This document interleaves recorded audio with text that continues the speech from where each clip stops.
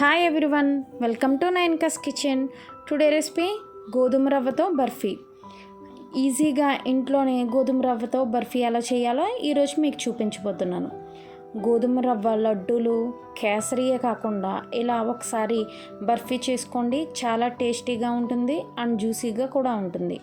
ఇప్పుడు మనం ప్రాసెస్ చూద్దాము. స్టవ్ ఆన్ చేసి బాండి పెట్టి 4 స్పూన్స్ నెయ్యి వేసి, నెయ్యి హీట్ అయ్యాక బాదం పప్పు, జీడిపప్పు వేసి ఫ్రై చేసుకోవాలి. బాదం పప్పు, జీడిపప్పు అనేది మీరు ఎంత వేసుకోవాలో మీ ఆప్షనల్ మాత్రమే. కిస్మిస్ కూడా వేసి గోల్డెన్ బ్రౌన్ కలర్ వచ్చేంత వరకు బాగా ఫ్రై చేసుకోవాలి. ఇలా ఫ్రై అయిన దాన్ని వేరొక బౌల్లోకి తీసుకుని పక్కన పెట్టుకోవాలి. అదే బాండీలో ఇంకొక 2 టేబుల్ స్పూన్స్ నెయ్యి వేసి, నెయ్యి హీట్ అయ్యాక కప్పున్నర గోధుమ రవ్వ వేసి కలుపుకుంటూ ఫ్రై చేసుకోవాలి. ఫ్లేమ్ని మీడియం ఫ్లేమ్లో పెట్టి కలుపుకుంటూ ఫ్రై చేసుకోవాలి. ఇలా 50% ఫ్రై అయిన దాంట్లో ఒక అరకప్పు పచ్చి కొబ్బరి తురుమును కూడా వేసి కలుపుకుంటూ మంచి కలర్ వచ్చేంత వరకు ఫ్రై చేసుకోవాలి. ఇలా ఫ్రై చేసుకుంటేనే బర్ఫీ అనేది చాలా టేస్టీగా స్మూత్గా ఉంటుంది, లేకపోతే గట్టిపడిపోతుంది.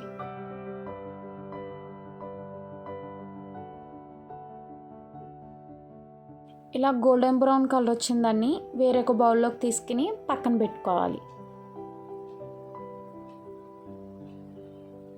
ఇప్పుడు అదే బాండీలోకి 1 కప్పు షుగర్, 1 కప్పు వాటర్ పోసుకుని మీడియం ఫ్లేమ్లో కుక్ చేసుకుందాము. షుగర్ వాటర్లో కలిసేంత వరకు ఒక 5 మినిట్స్ కలుపుకుంటూ కుక్ చేసుకోవాలి. ఇలా షుగర్ మొత్తం వాటర్లో కలిసిన తర్వాత ఈ స్టేజ్లో యాలకుల పొడి ఇందులోకి వేయాలి. యాలకుల పొడి వేయడం వల్ల బర్ఫీకి మంచి ఫ్లేవర్ వస్తుంది. పాకం రావాల్సిన అవసరం లేదండి. కొంచెం గులాబ్ జామ్ సిరప్కి రెడీ చేసుకుంటాం కదా మనం, అలా రెడీ అవుతే సరిపోతుంది.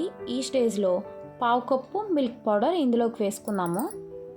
ఉండలేమి ఫామ్ అవ్వకుండా సిమ్ ఫ్లేమ్లో పెట్టుకుని బాగా మిల్క్ పౌడర్ పాకంలో కలిసేటట్టు బాగా కలుపుకోవాలి.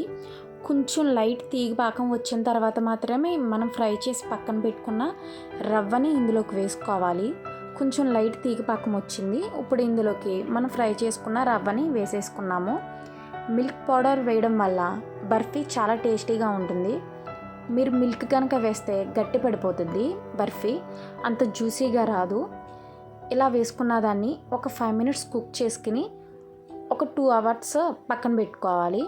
2 అవర్స్ తర్వాత ఒక ట్రే తీసుకుని నెయ్యి అప్లై చేసుకొని ఇలా అప్లై చేసిన దాంట్లోకి మనం ఫ్రై చేసి పక్కన పెట్టుకున్న డ్రై ఫ్రూట్స్ని ఇందులోకి వేసుకోవాలి. కుక్ చేసుకున్న మిశ్రమాన్ని ఇందులోకి వేసుకుందాము. నేను థిక్ లేయర్లో వేసుకుంటున్నాను కాబట్టి బోత్ సైడ్స్ డ్రై ఫ్రూట్స్ వేసుకుంటున్నాను. మీరు కనుక థిన్ లేయర్లో వేసుకుంటే పైన మాత్రమే వేసుకుంటే సరిపోతుంది. ఇప్పుడు మిగిలి ఉన్న డ్రై ఫ్రూట్స్ కూడా ఇందులోకి వేసేసుకుని ఒక 10 అవర్స్ గాలికి మూత పెట్టకుండా అలా పక్కన పెట్టేయాలి. 10 అవర్స్ తర్వాత ఎడ్జెస్ కట్ చేసి దీన్ని డిమోల్డ్ చేసుకుందాము. ఈ బర్ఫీ అనేది ఒక 10 డేస్ వరకు నిల్వ ఉంటుందండి. చాలా టేస్టీగా అండ్ జ్యూసీగా కూడా ఉంటుంది. ఒకసారి మీరు ఇలా ట్రై చేయండి, చాలా పర్ఫెక్ట్గా కూడా రెడీ అవుతుంది. చూసారా, మన బర్ఫీ రెడీ అయిపోయింది. మీకు నచ్చిన షేప్లో కట్ చేసుకోవచ్చు. ఈ వీడియో కనుక నచ్చినట్లయితే లైక్ చేయండి, షేర్ చేయండి, సబ్స్క్రైబ్ చేయండి. Thank you.